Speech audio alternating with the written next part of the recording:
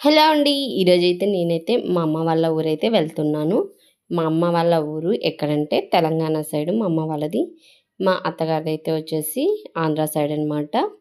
So, ఈరోజైతే నేను మా అమ్మ వాళ్ళ ఇంటికి వెళ్తున్నాను. ఆఫ్టర్ 7 ఇయర్స్ తర్వాత వెళ్తున్నా అనమాట. మా అమ్మ వాళ్ళది చాలా చిన్న పల్లెటూరు అనమాట. సో, ఇవాళ వెళ్తున్నాం. మా అమ్మ, మా నాన్న ఇద్దరూ చనిపోవడం వల్ల మేమైతే అసలు మా ఊరికి వెళ్ళడమే మానుకున్నామండి. మా అమ్మ, మా నాన్న చనిపోయి ఈ 16 ఇయర్స్ అవుతుంది. నేను ఈ 16 ఇయర్స్‌లో 3 టైమ్స్ మాత్రమే మా ఊరెళ్ళాను. ఇది థర్డ్ టైమ్ అనమాట. ఈరోజైతే మా పెదనాన్న వాళ్ళ అమ్మాయి పెళ్ళి అనేసి ఇక్కడికైతే వచ్చాననమాట. ఇప్పుడైతే మేమైతే మా ఊరికెళ్తున్నాము. దారిలో ఇదైతే మా స్కూల్ అండి. మా ఊరు నుంచి 4 కిలోమీటర్స్ దూరం ఉంటుంది. మేమైతే రోజు నడిచే రావాల్సొచ్చేది. ఈ ఊరికి వచ్చి చదువుకునే వాళ్ళమనమాట. సో, ఇదో మెమొరీగా ఉంటుందనేసి మా స్కూల్ కూడా వీడియో తీశానండి. మనకేంటంటే యూట్యూబ్‌లో పెట్టుకుంటే లైఫ్ లాంగ్ కూడా అలాగే ఉండిపోతుంది అనేసి నేనైతే యూట్యూబ్‌లో అప్‌లోడ్ చేస్తున్నాను.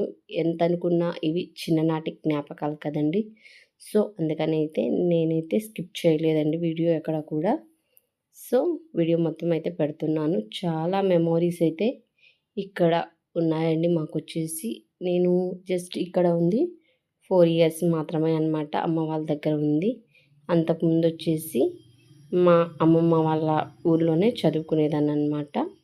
Eighth to first year, inter first year వరకు నేనైతే మా ఊర్లోనే చదువుకున్నానండి.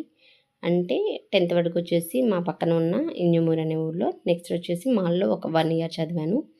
ఇదైతే మా ఇంటి దేవుడు ప్లస్ మా ఊరి దేవుడు అనమాట, ఉగ్ర నరసింహస్వామి. ఇది వచ్చేసి మా ఊరు టెంపుల్ అనమాట. ఇక్కడ ఉండేది ఈ ఒక్క టెంపుల్ అండి. ఇక్కడ సంక్రాంతి టైంలో అయితే పూజలు అయితే చాలా అంటే చాలా బాగా చేస్తారండి. ఉత్సవాలన్నీ కూడా వచ్చేసి ఆ 3 డేస్ చాలా బాగా చేస్తారు. మీకు ఇప్పుడైతే చూపిస్తాను చూడండి. ఇది అయితే వెండిదనమాట వినాయకుడు.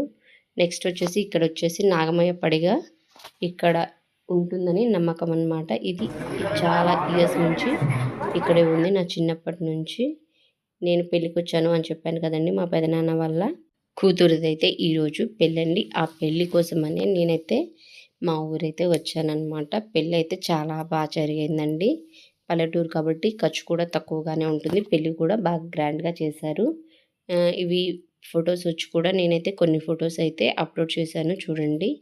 ఈ పెళ్లి ఫోటోలు దిగిన తర్వాత భోజనం చేసేసి మా సిస్టర్ వాళ్ళతో కూడా ఒక 2-3 ఫొటోస్ అయితే దిగానండి సరదాగా. చాలా రోజులైంది కదా కలిసి, గుర్తుగా ఉంటాయనేసి. పిక్స్ అయితే ఎలా ఉన్నాయో కామెంట్ చేయండి.